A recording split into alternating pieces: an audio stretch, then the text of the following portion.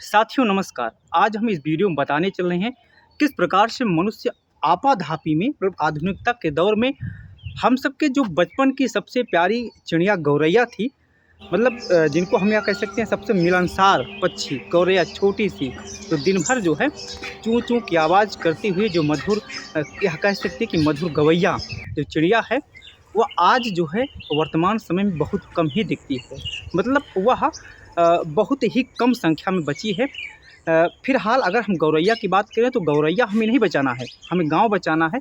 अगर गांव बच गया तो सह अस्तित्व बच जाएगा, और अगर सह अस्तित्व का भाव बच गया फिर सब कुछ बच जाएगा। फिलहाल अगर मैं गांव में हूँ, गांव में हमारे पीछे देखेंगे किस प्रकार से पुराने घर आपको दिखते होंगे, और इसमें खपरेल का भी घर है, छप्पर का भी घर है, और पीछे एक और उदाहरण देखने को मिलता है। ये जो हमारे पीछे एक भीट लगा है, इनको हमारे यहाँ भीट कहते हैं, कंडों का भीट। ये जो है जलाने के लिए, भोजन पकाने के लिए कार्य इसका आता है। हमारे सबके यहाँ अभी भी इसका प्रयोग जो है दूध को पकाने के लिए किया जाता है, जिससे दही, छाछ और जो है घी निकालने में प्रयोग होता है। अब बात हम करते हैं गौरैया की।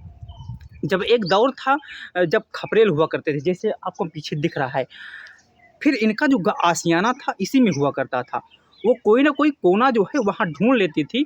जैसे हम पुराने ज़मानों में अगर जो इस घर में रहा होगा तो दलान शब्द जानता होगा, दलान छोटे छोटे कमरे, उन्हीं के बीच में जो है अपना घोंसला बनाती थी, और पूरे अधिकार से हर कोने में वह अपना जो है घोंसला बनाती थी, और वह जगह ढूंढ लेती थी जहाँ उनको घोंसला बनाना होता था।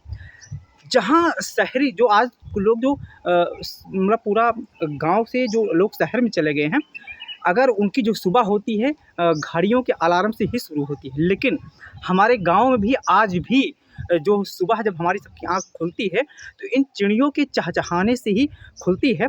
और जो है फिलहाल ये चहचहाती हैं और सुबह उठकर जो है अपने बच्चों को चारा खिलाती हैं, घोंसला बनाने में बिजी रहती हैं। भोजन करते समय जो बहुत थोड़ा हम सबसे बच जाता होगा, जो गांव में रहते हैं, जैसे चावल हो गया, रोटी का टुकड़ा हो गया, तो ये सब जो है अपने छोटे छोटे पेट के माध्यम से जो है वो आंगन भर में पूरा फुदक फुदक कर उसको खाती हैं। घरों में इनके लिए जो सामा, कोदो, चावल, बाजरा, लोग जो है अनेक अनेक प्रकार से अनाज जो है मंगा लेते थे और गांव में जो है छींट देते थे। फिलहाल वही जो गौरैया है उसको जो है खाती थी और फुदकती थी पूरे अंगना में। अगर आंगन की शोभा बढ़ाना है तो कोई बेटी रहे, या तो जो है ये चिड़ियाओं का होना बहुत ज़रूरी है। तो अगर हम आस-पास में हमारे सुन रहे होते तो कहीं न कहीं आपको पक्षियों की आवाज़ सुनाई देती है, क्योंकि हम गाँव में हैं। लेकिन शहरों में यह अस्तित्व अब नहीं है।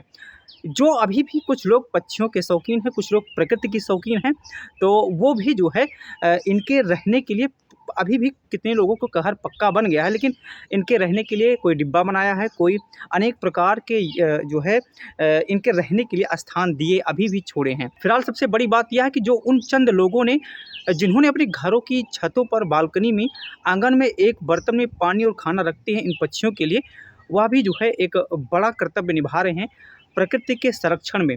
अब आप यह कहेंगे कि आप वीडियो बना रहे हैं प्रकृति पर, आप क्या कर रहे हैं?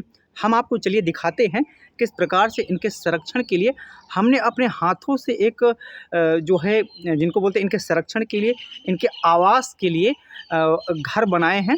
आपको हम दिखाते हैं। पहले चलिए अब हम आते हैं अपने यहाँ निवास स्थान पर, जहाँ इनके लिए हम पक्षी का बहुत बढ़िया घोंसला टाइप का बनाए हैं, ताकि वो स्वयं आकर जो है वहाँ घोंसला बना सकती हैं। तो ये छत से लटकाए हैं, इसको हम बहुत अच्छे तरीके से बांध कर लटकाए हैं, बड़ी मेहनत लगी है इसको बनाने में। तो इस पर जो है पूरा जो राई का, ये जो सरसों का वो होता है, इनको हम पीट देते हैं तो कुछ जो बचता है उनका अवशेष, उसको इसमें सेट किए हैं। पिछली बार हमने बनाया था कम से कम 10 जो है बुलबुल के बच्चे जो है इस पर आए थे, और उनसे 10 बुलबुलों का जन्म हुआ था। बहुत अच्छी तरीका, एक प्रकार से शानदार यह हमारी पहल थी हमारे हिसाब से।